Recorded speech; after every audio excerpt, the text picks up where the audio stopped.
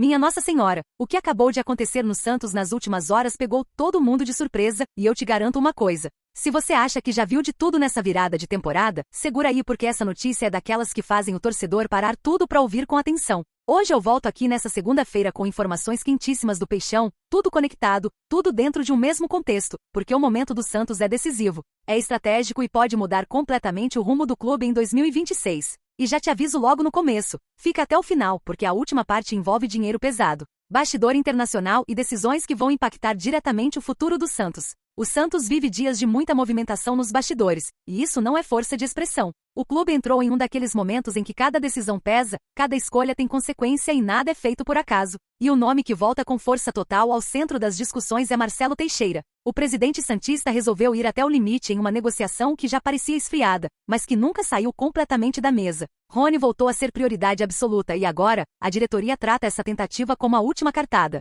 Marcelo Teixeira não desistiu de Rony. Pelo contrário, internamente a leitura é de que o Santos precisa de um atacante pronto, experiente, intenso e com capacidade de decisão imediata. E é exatamente esse perfil que o presidente enxerga no jogador. O Peixe já esteve muito perto de fechar com Rony em 2 oportunidades recentes. Na primeira, a ideia era um empréstimo, um modelo financeiramente viável e que resolveria uma carência urgente do elenco. O negócio avançou, houve conversas positivas, mas acabou não se concretizando. Na segunda tentativa, o Santos foi além. Mostrou ambição. Colocou na mesa uma proposta robusta com contrato de 5 anos e a compra definitiva dos direitos econômicos do atacante por 3,5 milhões de euros. Foi uma sinalização clara de que o clube queria apostar no jogador a longo prazo, tratando Rony como peça central do projeto esportivo. Mesmo assim, mais uma vez, o acordo travou. E aí entra um fator decisivo nessa história, Jorge Sampaoli. O treinador tem feito jogo duro, não facilitou a liberação e indicou que não pretende abrir mão do atleta com facilidade. Essa postura acabou sendo um dos principais obstáculos para o avanço da negociação.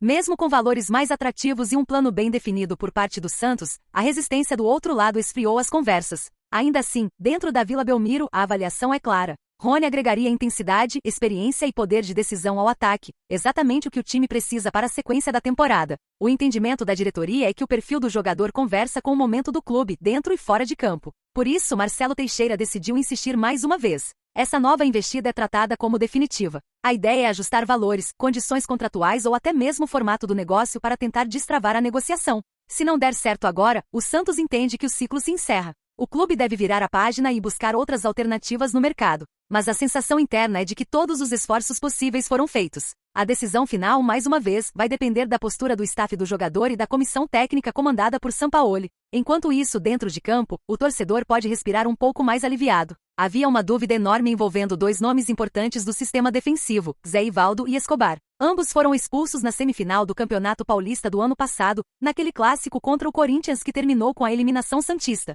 A preocupação era se essas punições poderiam se estender para a edição atual do estadual. Zé Ivaldo chegou a ser punido com 2 jogos pela primeira comissão disciplinar do Tribunal de Justiça Desportiva da Federação Paulista de Futebol, enquanto Escobar também foi advertido após o confronto. Isso gerou um clima de incerteza nos bastidores, especialmente com a estreia do Paulistão se aproximando. Mas a definição veio, e veio de forma positiva para o Santos. De acordo com a apuração da setorista Laura Marcelo, do Diário do Peixe, os nomes de Zé Ivaldo e Escobar não aparecem na lista de atletas suspensos divulgada pelo TJD para a abertura do campeonato. Isso significa que juridicamente não há impedimento para que ambos atuem na estreia contra o Novo Horizontino, neste sábado, às 4 da tarde, na Vila Belmiro. Internamente, o entendimento é de que de uma edição para outra, o TJD analisa os casos pendentes e define se alguma punição precisa ser cumprida. Como os dois ficaram fora da relação oficial, o Santos considera o assunto encerrado. Zé Ivaldo, inclusive, começa a temporada em alta. O zagueiro teve sua contratação em definitivo confirmada após cumprir as metas previstas no empréstimo junto ao Cruzeiro e é visto como uma peça importante do sistema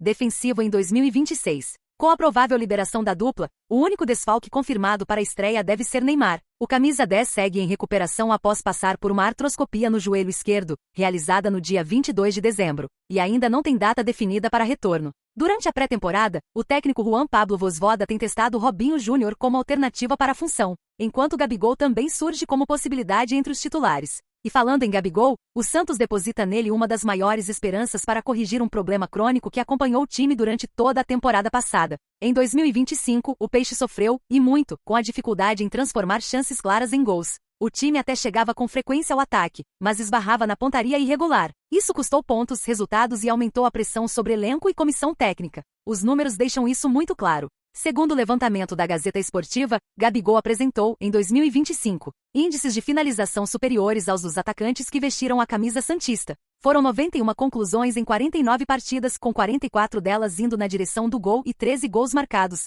Um aproveitamento consistente, próximo da metade das tentativas certas, algo que nenhum outro atacante do elenco conseguiu manter. Neymar foi quem mais se aproximou desses números. Mesmo atuando em menos jogos, arriscou bastante, com 75 chutes, pouco mais de 40% no alvo e 11 gols. Ainda assim, a diferença apareceu justamente no ponto que mais incomodou a comissão técnica: eficiência. Guilherme terminou como artilheiro do time com 14 gols, mas precisou de 117 finalizações para chegar a esse número, com menos de 40% de acerto. Lautaro Dias e Tiquinho Soares também sofreram para converter as oportunidades que tiveram. A expectativa é que, com Gabigol, esse cenário mude. A estreia no Paulistão será o primeiro grande teste dessa promessa de um ataque mais eficiente. Mas se dentro de campo o Santos tenta se reorganizar, fora dele os bastidores estão pegando fogo. O clube pode receber uma proposta milionária por JP Chermonti ainda nesta janela. A Fiorentina sinalizou uma oferta de cerca de 6 milhões de euros, algo em torno de 38 milhões de reais, pelo lateral direito de 19 anos. O Real Betis também monitora de perto a situação e pode entrar na disputa.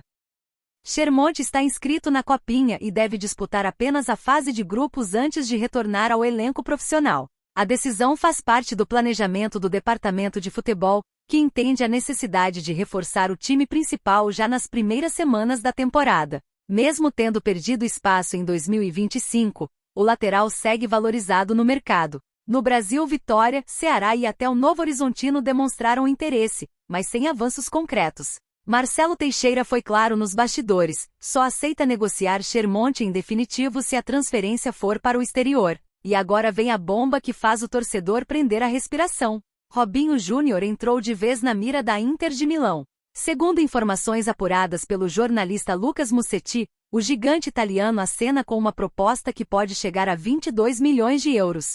São 18 milhões fixos mais 4 milhões em bônus por metas, o que representa cerca de 138 milhões de reais. Apesar dos valores impressionarem, a decisão no momento é segurar o menino da Vila. Nem o jogador, nem o clube têm interesse em fechar o negócio agora. A ideia é, no máximo, discutir isso no meio do ano, dependendo do cenário esportivo e financeiro. E Robinho Júnior não é o único. Souza está no radar do Tottenham, e Miguelito também pode ser negociado. Esse é o cenário do Santos hoje: tentativas ousadas no mercado, decisões estratégicas, jovens valorizados.